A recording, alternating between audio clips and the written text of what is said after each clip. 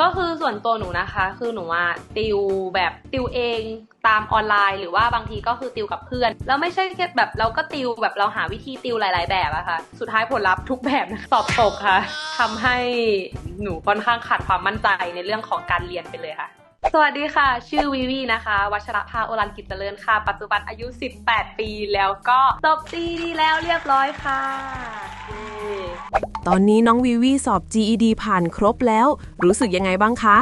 ก็ส่วนตัวหนูนะคะรู้สึกดีใจมากๆเพราะว่าตัวหนูแบบว่าพยายามสอบแล้วก็ติวมาหลายที่แต่ว่าสุดท้ายก็คือพอมันได้สอบผ่านจริงๆมันเลยรู้สึกโล่งใจเพราะมันได้เข้ามหาลัยเร็วกว่าที่เราคิดค่ะเร็วกว่าเกณฑ์มาตรฐานนะคะตอนที่ไปติวที่เดิมน้องวีวีคาดหวังอะไรไว้บ้างคะก็แน่ๆเลยนะคะก็คือคาดหวังให้สอบผ่านค่ะก็คือส่วนตัวหนูนะคะคือหนูติวแบบที่โรงเรียนด้วยแล้วก็มีแบบติวเองตามออนไลน์หรือว่าบางทีก็คือติวกับเพื่อนอะไรอย่างเงี้ยค่ะแต่ว่าสุดท้ายผลลัพธ์ทุกแบบนะคะคือมันออกมาคือสอบตกค่ะแล้วมันก็เลยทำให้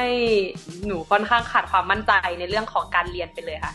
แล้ววันที่รู้ว่าสอบไม่ผ่านความรู้สึกตอนนั้นเป็นแบบไหนก็คือเฟลมากๆเพราะว่าหนึ่งเลยคือหนูไม่ใช่ว่าไม่ติวนะคือติวแล้วแต่ว่ามันยังสอบตกอีกแล้วไม่ใช่แค่แบบเราก็ติวแบบเราหาวิธีติวหลายๆแบบอะค่ะแต่ว่าสุดท้ายมันก็ยังตกคือทั้งๆที่เราก็ติวแต่ว่ามันก็ไม่เข้าใจคือตอนนั้นมันเลยทำให้หนูค่อนข้างรู้สึกไม่ดีแล้วก็ทำให้หนูเสียเวลาไป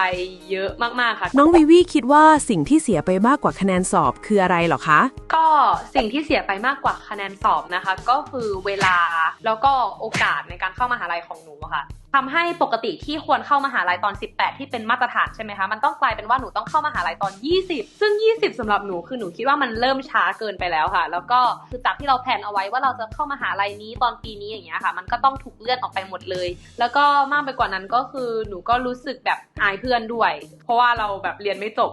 มีช่วงไหนไหมที่คิดว่าเราเลือกวิธีหรือที่เรียนผิดไปก็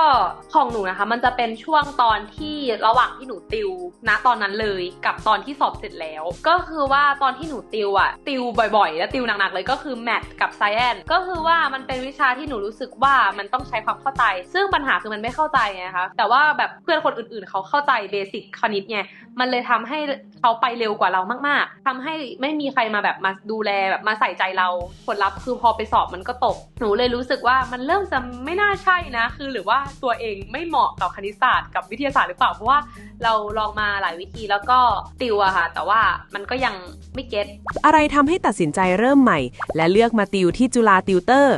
ส่วนตัวเป็นคนที่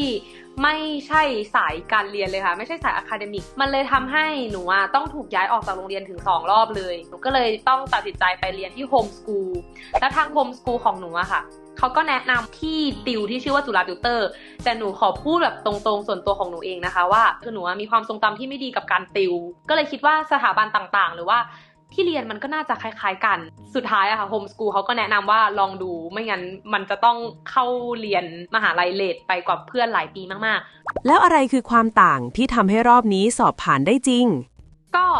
ส่วนตัวนะคะหนูรู้สึกเลยว่ามันไม่เหมือนที่หนูคิดเลยพอไปที่จุฬาติวเตอร์ค่ะบรรยากาศมันไม่เหมือนห้องเรียนนะคะมันจะเป็นฟิลเหมือนแบบว่าอบอุ่นบรรยากาศมันให้ความอบอุ่นแล้วมันไม่มีความเครียดเลยพอเราไม่เครียดค่ะมันเลยทำให้มันเข้าใจง่ายๆแล้วไม่มีความกดดันไม่มีการมาแข่งฉันได้เยอะกว่าเธอฉันคะแนนน้อยกว่าเธอซึ่งครูเปิ้ลนะคะเขาจะแบบเฟรนลี่มากๆคือครูเปิ้ลไม่เรียกตัวเองว่าครูด้วยซ้ำครูเปิ้ลเรียกตัวเองว่าพี่เปิ้ลเฮ้ยมันเป็นกันเองมากแล้วบางทีก็คือ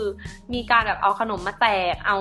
เลี้ยงข้าวอะไรเงี้ยเลยทำให้แบบบรรยากาศมันไม่เหมือนห้องเรียนแต่ว่าก็เรียนนะคะสุดท้ายพอเราไปด้วยบรรยากาศที่เรามีความอยากและรู้สึกสนุกกับมันนะคะมันเลยทำให้หนูเข้าใจคณิตศาสตร์แบบเฉยเลยพอไปสอบอะค่ะมันก็ผ่านตั้งแต่รอบแรกเลยทั้งที่ติวแค่ประมาณ1 สัปดาห์เท่านั้นเองค่ะน้องวีวีอยากฝากอะไรบ้างถึงคนที่เคยสอบตกหรือกำลังลังเลอยู่คะ